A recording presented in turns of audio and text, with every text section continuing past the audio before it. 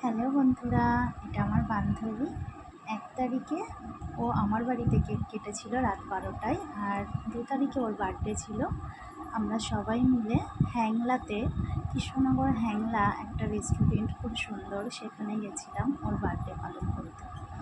এই যে আমরা আছি, আর মানে ওর মা বাবা, শ্বশুর শাশুড়ি, আর ওর এক বান্ধবী, আমার আরেক বান্ধবী, এই সবাই মিলেই মজা হয়েছে খুব। এটা ওর হাসবেন্ড, আর আমার হাসবেন্ড গল্প করছে, আর খুব আমরা ভীষণ আনন্দ করেছি। আর এটা ছিল আমার তরফ থেকে ওর স্পেশাল থালি। তো দেখো, আমি এটা ওকে গিফট করেছিলাম যে পুরোটা কিন্তু খেয়ে উঠবি। বেচারা তো খুব টেনশানে পড়ে গেছে যে এত কিছু খাবো কী করে, এত আইটেম একা একা কী করে সম্ভব হবে, সেটাই ও ভাবছে, গালে হাত দিয়ে চিন্তা করছে যে আমি কী করে খাবো। আর দেখছে, আর আমাকে বলছে লঙ্কা খাবি তুই, লঙ্কা। দেখো বন্ধুরা, আর এই যেরকম চিন্তাই পড়ে গেছে বেচারা। আমরা সবাই খাচ্ছি, খেতে বসেছি পোলাও আর চিকেন।